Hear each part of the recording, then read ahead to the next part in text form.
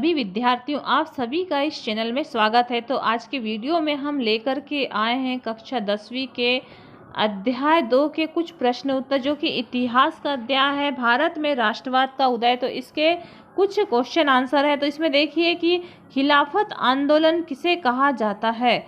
तो खिलाफत आंदोलन क्या था? तो खिलाफत आंदोलन प्रथम विश्व युद्ध समाप्त होने के बाद टर्की के साथ जो अन्यायपूर्ण व्यवहार किया गया था, उस पर वहां खिलाफत आंदोलन प्रारंभ हुआ। जैसे ही टर्की में खिलाफत आंदोलन प्रारंभ हुआ, उसके समर्थन में भारत के दो अली भाई मोहम्मद अली और शौकत अली ने भी खिलाफत आंदोलन भारत में भी प्रारंभ किया।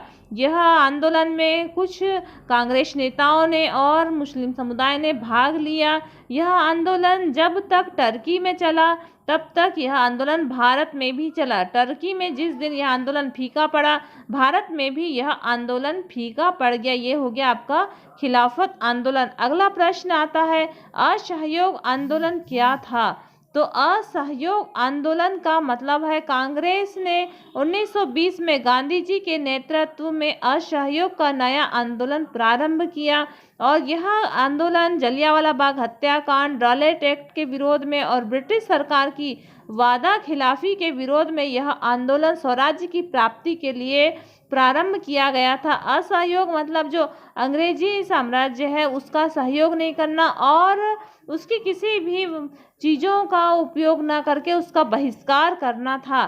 तो यह असहयोग आंदोलन था। इसके बाद अगला प्रश्न आता है कि असहयोग आंदोलन अचानक स्थगित क्यों कर दिया गया?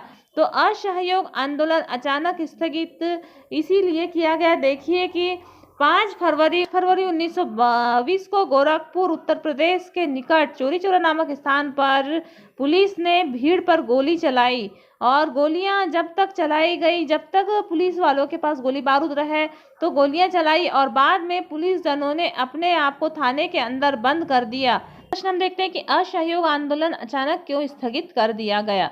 तो असहयोग आंदोलन 5 फरवरी 1922 को गोरखपुर के निकट चौरी चौरा गांव में पुलिस ने भीड़ पर गोलियां चलाई। जब गोली बारूद समाप्त हो गए तो पुलिसकर्मी ने अपने आप को थाने के अंदर बंद कर दिया, और क्रोध में उकसाई भीड़ ने थाने में आग लगा दी, जिसमें 22 पुलिसकर्मी जल करके मर गए। गांधी जी को अहिंसात्मक आंदोलन में विश्वास था, अतः यह हिंसात्मक घटना से उन्हें आघात हुआ और उन्होंने असहयोग आंदोलन स्थगित कर दिया। रोलेट एक्ट क्या था, समझाइए। तो 1918 में प्रथम विश्व युद्ध प्रारंभ। रोलेट एक्ट क्या था, समझाइए। तो उत्तर है 1918 में प्रथम विश्व युद्ध समाप्त हुआ, जिसमें टर्की की हार हुई। विजयी देशों ने टर्की साम्राज्य को छिन्न भिन्न कर डाला, जिससे मुसलमान जनता भड़क उठी और ब्रिटिश शासन के विरुद्ध असंतोष फैला। ब्रिटिश शासन ने दमन चक्र का सहारा लिया और 1919 में रोलेट एक्ट अधिनियम बना दिया गया, जिससे सरकार को यह अधिकार प्राप्त हो गया कि बिना मुकदमा चलाए किसी को भी जेल में डाल सकती है। तो इस रोलेट एक्ट का जमकर के पूरे देश में विरोध हुआ और हड़तालें हुई और विभिन्न स्थानों पर धरना दिया गया। इस प्रकार से रोलेट एक्ट था। इसके बाद में हम देखते हैं अगला प्रश्न है, साइमन कमीशन का बहिष्कार क्यों किया गया? साइमन कमीशन का बहिष्कार इसलिए किया गया क्योंकि इसमें सभी सदस्य अंग्रेज थे, कोई भी सदस्य भारतीय नहीं था, और भारतीय सदस्य नहीं होने के कारण भारतीयों ने इसका पूर्ण रूपेण विरोध किया, इसीलिए इसका बहिष्कार किया गया। उसके बाद अगला प्रश्न आता है कि बहिष्कार से क्या आशय है? तो बहिष्कार से आशय सिर्फ विदेशी वस्तुओं का बहिष्कार से नहीं है। विदेशी वस्तुओं के साथ साथ नौकरी, उपाधि और जितनी भी चीज़ें हमें विदेश से प्राप्त हो रही हैं, उनका संपूर्ण रूप से बहिष्कार करने से जाता है। अगला प्रश्न है, गिरमिट या मजदूर किसे कहा जाता है? औपनिवेशिक शासन के दौरान बहुत सारे लोगों को कार्य करने के लिए फिजी, गयाना और वेस्ट इंडीज आदि स्थानों पर ले जाया जाता था। उसमें उन्हें बाद में गिरमिटिया कहा जाने लगा।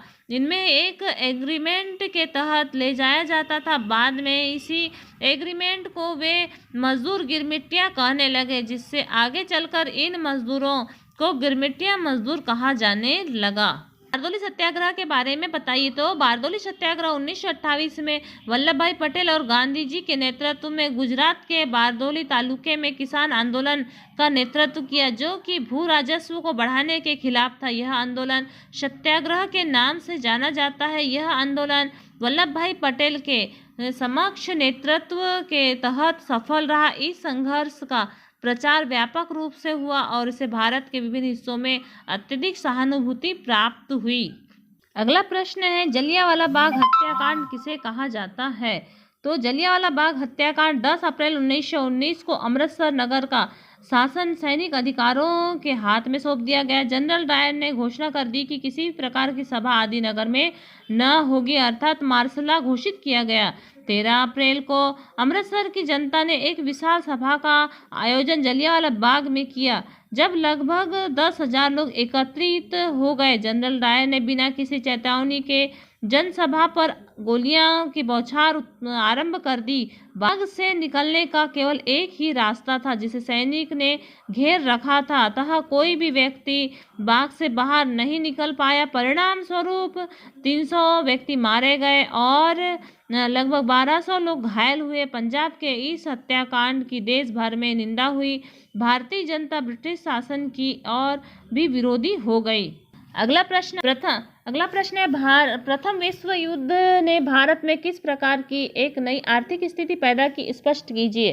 प्रथम विश्व युद्ध ने भारत की अर्थव्यवस्था को निम्न प्रकार से प्रभावित किया। नंबर 1, प्रथम विश्व युद्ध के बाद रक्षा व्यय में भारी बढ़ोतरी हुई।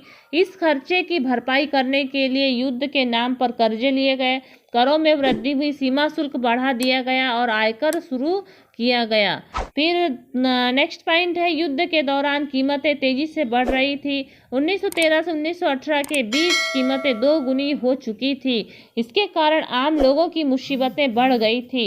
1918 से 1919 और 1920 और 21 में देश के बहुत सारे हिस्सों में फसल खराब हो गई, जिसके कारण खाद्यान्न पदार्थों का भारी मात्रा में अभाव हो गया। तो ये इस प्रकार के कुछ क्वेश्चन आंसर थे और नेक्स्ट वीडियो में भी बाकी इसके बचे हुए क्वेश्चन डालेंगे। तो लगातार वीडियो को प्राप्त कीजिए और आपने यदि इस चैनल को सब्सक्राइब नहीं किया है तो आप इस चैनल को सब्सक्राइब करें, वीडियो को लाइक करें, वीडियो को अधिक से अधिक छात्र छात्राओं तक शेयर करें, ताकि सभी छात्र छात्राओं का अध्ययन जारी रहे और उनकी भी पढ़ाई जारी रहे। धन्यवाद।